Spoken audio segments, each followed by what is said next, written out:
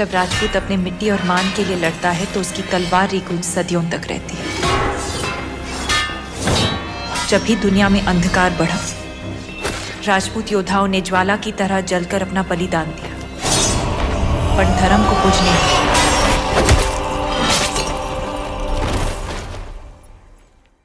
जय माता जी की। आप सभी का स्वागत है मेरे इस चैनल पे। गाइस, जैसा कि आपने थंबनेल देखा है तो आप समझ चुके होंगे कि आखिर आज हम इस वीडियो में किस टॉपिक पर बात करने वाले हैं। सो गाइस, आज हम बात करने वाले हैं रक्त तलाई की।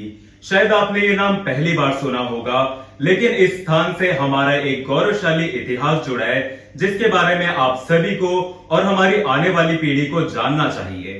और गाइस, अगर आज आप पहली बार इस चैनल पर आए हैं तो हमारे इतिहास की कुछ ऐसी ही लॉस्ट पेजेस जिनके बारे में शायद हमें पढ़ाया ही नहीं जाता, उन्हें जानने के लिए इस चैनल को ज्यादा से ज्यादा सब्सक्राइब और शेयर जरूर करें।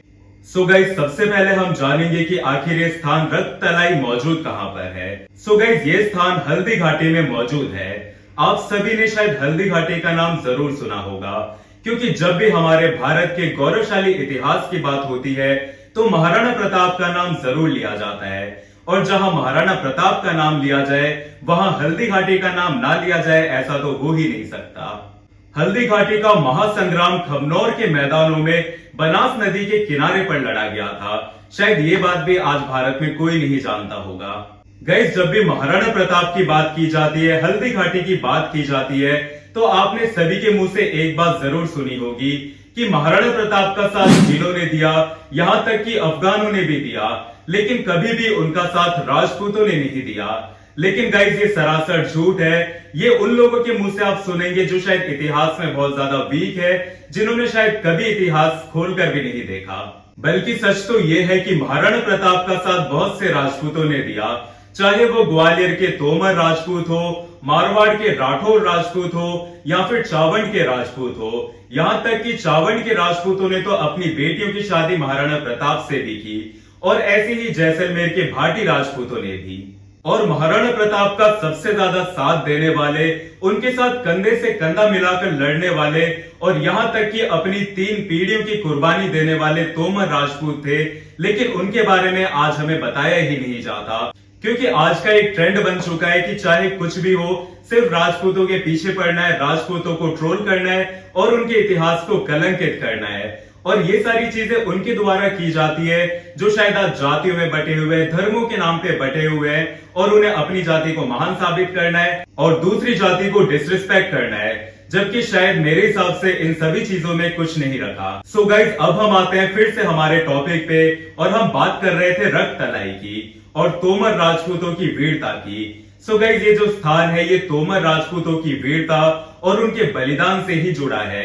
यहाँ पर आज 2 छतरियां भी बनी हुई है उनकी याद में। ये उनके बलिदान का, उनके शौर्य का प्रतीक है।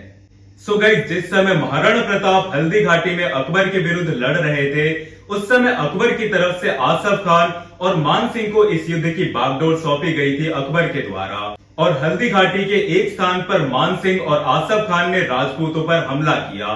उस समय राजपूतों की बागडोर संभाली ग्वालियर के महाराजा रामशाह तोमर और उनके 3 बेटों ने, और यहाँ पर उनके एक पोते भी उनके साथ थे जिनका नाम था बाल बहादुर। और गाइस, ये तीनों बेटे और रामशाह तोमर और उनके पोते, ये सभी के सभी इसी स्थान पर शहीद हो गए थे। और गाइस, इसी स्थान पर अकबर के 2 दरबारी कवि अबुल फजल और बदायूनी भी मौजूद थे, जिन्होंने इस युद्ध का, इस महासंग्राम का आंखों देखा हाल अपनी पुस्तकों में लिखा है। और ये जो इतिहास आज मैं आप सभी के सामने बता रहा हूं, ये बदायूनी और अबुल फजल के द्वारा ही लिखा हुआ है। सो गाइस, बदायूनी के अनुसार जब आसफ खान और मान सिंह ने राजपूतों पर आक्रमण किया, उस समय राजपूतों में एक महान शूरवीर थे जो कि मुगलों के हाथियों से लड़ते हुए, मुगलों के हाथियों को काटते हुए मुगलों के बीचों बीच जाकर लड़ने लगे, और वहां पर उन्होंने इतना घमासान नरसंहार मचाया कि हर तरफ सिर्फ मुगलों की लाशें दिखाई दे रही थी। और गाइस, ये शूरवीर थे ग्वालियर के महाराजा रामशाह तोमर, जिनके युद्ध को देखकर बदायूनी ने लिखा है कि मेरी लेखनी में इतनी शक्ति नहीं है, मेरी लेखनी असक्षम है कि मैं इनकी वीरता, इनकी शौर्यता का बखान कर सकूं। यानी कि मेरे पास में वर्ड्स कम पड़ रहे हैं, मैं बता भी नहीं सकता कि आखिर वो जो शौर्य था, वो जो उनका बलिदान था, वो कितना बड़ा था। सो गाइस आप देख सकते हैं कि जो दुश्मन है, जो कि मुगल थे, वो राजपूतों की इस तरीके से बड़ाइयां कर रहे हैं अपनी बुक्स में। तो आप सोच कर देखिए कि आखिर उस युद्ध में रामशाह तोमर किस तरीके से लड़े होंगे और कितना भयानक होगा उस समय उनके द्वारा वो किया गया युद्ध। इसके अलावा इस युद्ध के बारे में बदायूनी आगे लिखते हैं कि इस युद्ध में राजपूत इतनी वीरता से लड़ रहे थे कि आसफ खान और मान सिंह को सेना अपनी पीछे हटानी पड़ी, उन्हें युद्ध से भागना पड़ा और मुगलों की ओर से जो युद्ध लड़ रहे थे सैयद सेना, उन्हें उनकी शरण लेनी पड़ी। लेकिन गाइस यहाँ पर राजपूतों के लिए एक माइनस पॉइंट ये हुआ कि यहाँ पर सैयदियों ने लड़ना नहीं छोड़ा, यानी कि सैयद सेना निरंतर लड़ती रही और इसकी वजह से राजपूतों को घेरने में मुगलों के लिए आसानी रही। इस घटना के बारे में बदायूनी ने यह तक लिखा है कि अगर उस दिन सैयद सेना लड़ना छोड़ देती तो शायद मुगलों की एक शर्मनाक हार वहां पर होती। लेकिन गाइस जो हुआ ही नहीं उसके बारे में सोचने का या कहने का क्या फायदा। सो गाइस यहाँ पर अब मुगल सेना ने रामशाह तोमर, उनके 3 बेटे और उनके पोते बाल बहादुर को यहाँ पर घेर लिया और इनके साथ में 300 तोमर राजपूत और मौजूद थे जो कि ग्वालियर से ही उनके साथ आए थे। और मुगलों की विशाल सेना के सामने ये 300 राजपूत ज्यादा देर तक नहीं टिक पाए और यहाँ पर आखिरी सांस तक 300 राजपूत लड़ते रहे। और जिस स्थान पर ये युद्ध हो रहा था उस स्थान पर इतना खून बहा, इतना ज्यादा खून कि वहां पर एक खून का तालाब बन गया और इसीलिए इस स्थान को रक्त तलाई या फिर रक्त का तालाब कहा जाता है। और यही स्थान रामशाह तोमर, उनके 3 बेटे और उनके पोते के बलिदान का प्रतीक है। बाद में मेवाड़ के राणाओं ने यहाँ पर 2 छतरियां बनवाई जो कि उनकी वीरता का, उनके पराक्रम का प्रतीक आज भी वहां मौजूद है और हमें उनकी रक्षा करनी चाहिए। आप देख सकते हैं गाइस आज चित्तौड़गढ़ दुर्ग की हालत आप देख सकते हैं जो कि राजपूतों की शौर्यता का और यहाँ तक कि भारत के गौरव का प्रतीक है, लेकिन आज वो जर्जर हालत में मौजूद है। और वहीं पर आप दिल्ली में चले जाइए, आपको लाल किला या फिर बाबर टोम, अकबर टोम, ना जाने आपको क्या क्या मिल जाएगा जिन्हें आज हमारी सरकार सहेज कर रख रही है। लेकिन हमारे वीरों के बलिदान के ये प्रतीक, इनके बारे में सरकार सोचती ही नहीं है।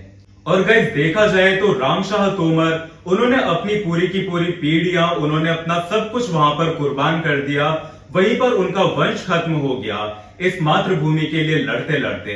लेकिन आज ऐसे महान राजपूतों का इतिहास हमें पढ़ाया ही नहीं जाता, बल्कि अलग अलग तरीके से राजपूतों के इतिहास को कलंकित करने का प्रयास किया जाता है। सो गाइस यही थी कहानी रक्त तलाई की, जिसे आज रक्त का तालाब भी कहा जाता है। गाइस अगर ऐसी ही इतिहास की कुछ घटनाएं आप जानना चाहते हो, ऐसे ही इतिहास के लॉस्ट पेजेस जिनके बारे में हम नहीं जानते, आप वो जानना चाहते हो, तो मैं आपको फिर से कह रहा हूं इस चैनल को ज्यादा से ज्यादा शेयर और सब्सक्राइब जरूर करें।